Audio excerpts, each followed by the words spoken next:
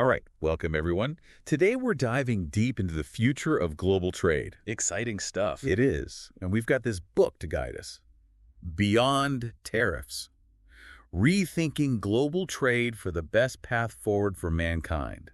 Quite a mouthful, right? Yeah, a bit of a long title. But don't worry, we've boiled it down to the key takeaways for you.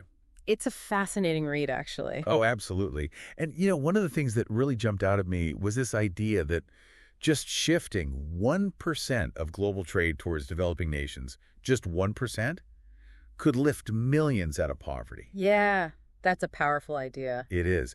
But before we get ahead of ourselves, let's talk about those traditional methods, like tariffs.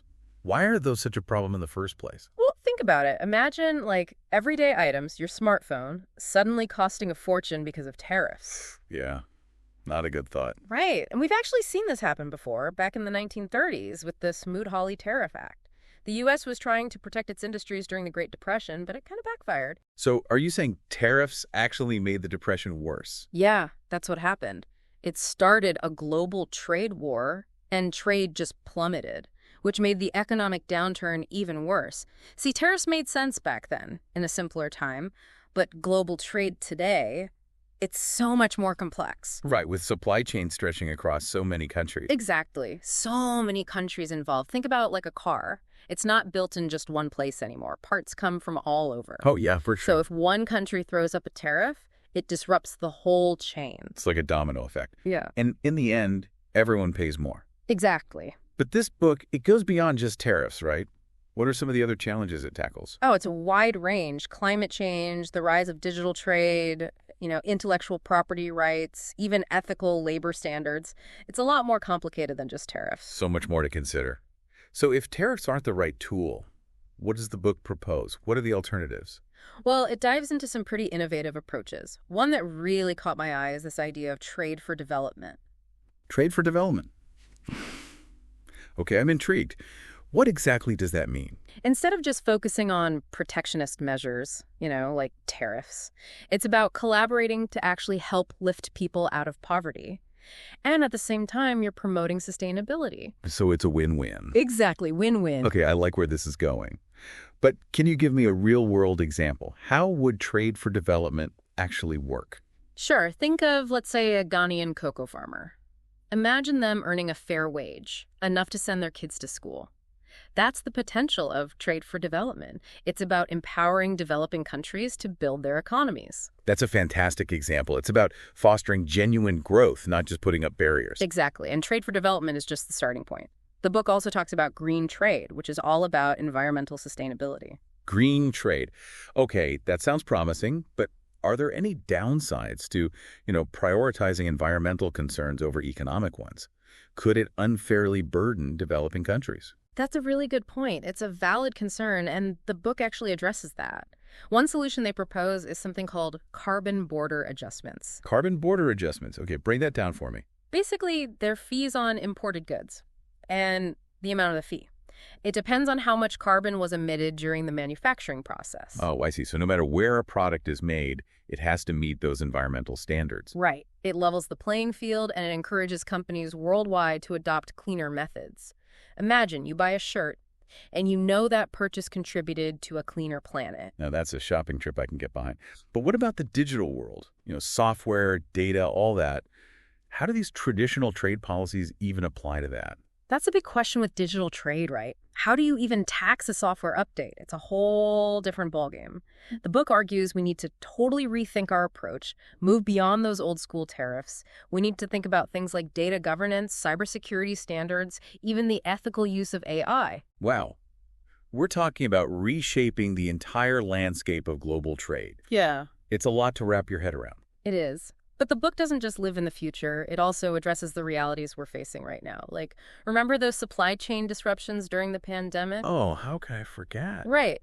Well, the book dives into this idea of resilient trade networks. Resilient trade networks. Is that all about avoiding those disruptions in the future? Exactly. It's about diversifying supply chains, so we're not overly reliant on any one country or region. Remember the chaos when everything shut down? Oh, yeah. This approach aims to prevent that from happening again. So instead of putting all our eggs in one basket, Yeah. we spread them out and create a more robust system. Precisely. And that ties into another important aspect. The book highlights the geopolitical side of trade. It can be a tool for peace and stability, but also a potential source of conflict if we're not careful. So trade is a double-edged sword. You could say that. It's not just an economic tool, it has huge global implications. And this book gives us a framework for understanding how to use trade effectively to encourage cooperation and tackle those shared challenges we face. Wow, so much to consider. We've covered trade for development, green trade, digital trade, and now resilient trade networks. What other innovative concepts does this book explore? Well, there's quite a few. One that stands out is the idea of circular trade economies. Circular trade economies. Okay, I'm picturing something futuristic. What does that even look like? Think of it as moving away from that old take, make, dispose model. It's about designing products to last. Imagine a world where your smartphone is designed to be easily repaired and upgraded. You don't just throw it away after a couple of years. So reducing waste and making things that last longer, that's a pretty big shift. It is. And there's another fascinating concept: ethical supply chains. Consumers are getting more and more concerned about where their stuff comes from and how it was made. Right. They want to know that the people making their clothes or growing their coffee were treated fairly. Exactly. And technology can play a big role in making things more transparent. The book talks about blockchain for trade and how it could completely revolutionize supply chain transparency. I've heard of blockchain, but how would it work in the context of trade? Imagine scanning a barcode on your coffee beans and seeing their whole journey from the farm where they were grown all the way to your cup. Blockchain makes it possible to track every step of the supply chain so you know it's authentic and ethically sourced. That's incredible. No more hiding unethical practices. Right. And finally, there's this concept of trade diplomacy 2.0, which is all about moving away from that traditional adversarial approach to trade negotiations. So less us versus them and more finding solutions that benefit everyone. Exactly. It's about working together to solve shared problems and create a more just and sustainable system for everybody. That's a pretty hopeful vision. But before we move on, I'm curious, from your research for this deep dive, what surprised you the most about the ideas in this book? Honestly, the most surprising thing, it was the optimism. The whole book is surprisingly optimistic. It doesn't shy away from the challenges, but it really does paint this hopeful picture of a more equitable and sustainable future for trade. I see what you mean. For me, I think it was the emphasis on moving beyond just the economics of trade. It's not just about, money. It's about people. It's about the planet. It's about peace. Yeah, I totally agree. It makes a really compelling case for trade as a force for good. We can use it to tackle some of the biggest issues we're facing. Right. Climate change, poverty, even human rights issues. Exactly. It's like shifting from trade for me to trade for we. I love that. Trade for we, that's it perfectly. Yeah. And to make that shift, we need a whole new approach to trade negotiations. You mentioned trade diplomacy 2.0 before. Can you unpack that a little bit? What would that actually look like in practice? Well, instead of those, traditional closed-door negotiations where it's all about protecting your own interests, it's about making things more transparent and inclusive. So bringing everyone to the table, not just governments and corporations, but, civil society groups, labor unions, environmental organizations, everyone. Right, exactly. The goal is to find solutions that work for everyone, not just a select few. Okay, that all sounds great in theory, but I imagine getting everyone on the same page, finding common ground with all those different interests, it can't be easy. Do you think it's really achievable? It's definitely a challenge, but the book does point to some real-world examples of collaborative trade initiatives that, offer a little bit of hope. Oh, interesting. Can you share a specific example? Sure. There's the International Coffee Agreement. It brings together both coffee-producing and coffee-consuming countries to work on things like fair trade, sustainability, and market stability. So instead of pitting, farmers against consumers, it's about creating a system that works for everyone. Exactly. And it proves that collaboration is possible, even in a complex global market like coffee. I like that example. It shows that trade can be about so much more than just buying and selling. It can be a tool for social and environmental progress, too. Absolutely. That's a key takeaway. This book challenges us to think bigger, to see trade as a force for building a better world. And I think what's really great about this book is that it manages to make all these complicated ideas about trade accessible and engaging. That's so important if we want to have a real conversation about its future. Totally agree. It doesn't get bogged down in all the jargon, which is refreshing. And that conversation needs to happen now. The decisions we make about trade today, they have huge consequences for the future. It feels like we're at a crossroads. We are. The choices we make right now will shape things for generations to come. And the book really emphasizes that sense of urgency. Like, trade can be a force for good, but we have to make it that way. We can't just sit back and let things happen. We have to actively shape it in a way that reflects our values. And those values should include things like sustainability, equity, human well-being. It's not just about what we trade, but how we trade and why we trade. Exactly. It challenges us to rethink the whole system. Imagine a trade system that actually prioritizes people and the planet over profits. That's a powerful vision. Well, this has been incredibly insightful, and I'm sure our listeners are eager to hear more about how we can actually put these ideas into action. Absolutely. And that's exactly what we'll cover in the next part of our deep dive. We'll explore some of the specific strategies and policy recommendations from the book, the concrete steps we can take to make this vision a reality. All right, welcome back to our deep dive into Beyond Tariffs.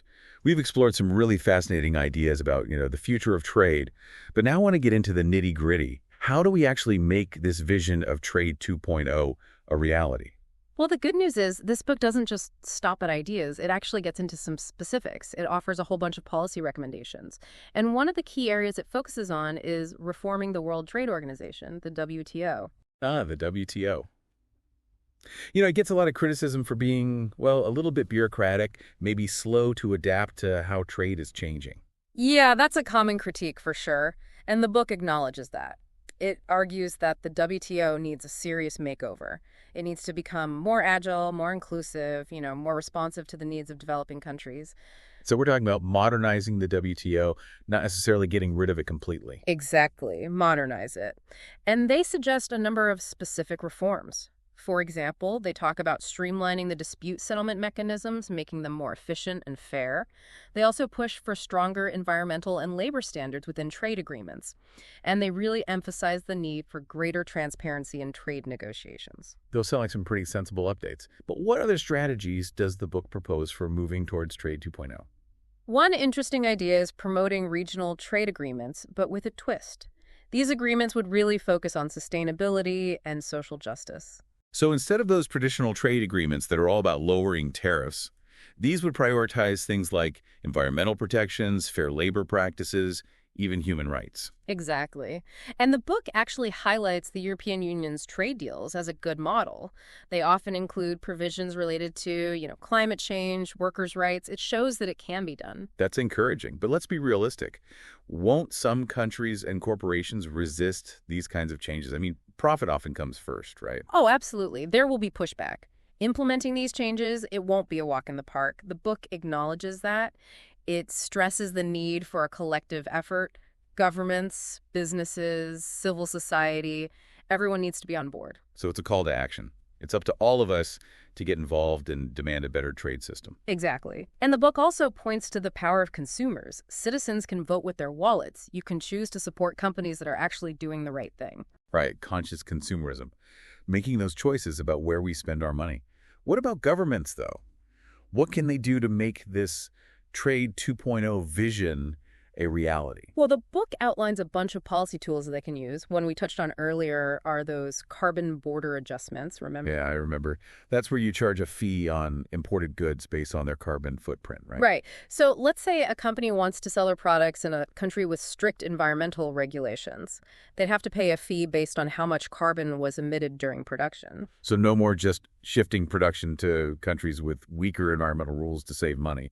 Exactly. It levels the playing field and rewards companies that are investing in sustainability. Makes sense. Yeah. Are there any other policy tools the book recommends? Another interesting one is the idea of creating a global fund. This fund would help developing countries transition to more sustainable and equitable trade practices. Oh, interesting. So instead of just, traditional aid, this would be a targeted investment to build capacity for Trade 2.0. Exactly. It could fund things like renewable energy projects, worker training programs, the development of sustainable supply chains. It would give those countries the resources they need to get on board. These are some bold ideas. It's clear Beyond Tariffs is calling for a real paradigm shift in how we think about and practice global trade. As we wrap up this deep dive, I want to bring it back to our listeners. Why should they care about this? Why should they care about the future of trade? Think about it. Trade impacts every part of our lives, from the clothes we wear to the technology we use. Every choice we make as consumers, the policies our governments put in place, the demands we make on businesses, all of that shapes the future of trade. And ultimately, it shapes the future of our world. So it's not just some abstract concept. It's something that affects each and every one of us, even if we don't always realize it. Absolutely. And right now, the system isn't working. There's inequality, environmental damage, a lack of transparency. But Beyond Tariffs shows us that there's a better way, a trade system that actually puts people and the planet first. And what I find so encouraging is that it's not just a dream. It gives us concrete steps, things we can actually do to make that vision a reality. Exactly. The book reminds us that we all have a role to play. As consumers, we can support businesses that are aligned with our values. As citizens, we can demand better trade policies from our governments. And as global citizens, we can all work together to create a fairer, more just world. Well said. This has been a fantastic journey, and hopefully our listeners are feeling inspired to be a part of this change. Because the future of trade, it's not set in stone. We create it together. Yeah. So what kind of world do you want to trade in?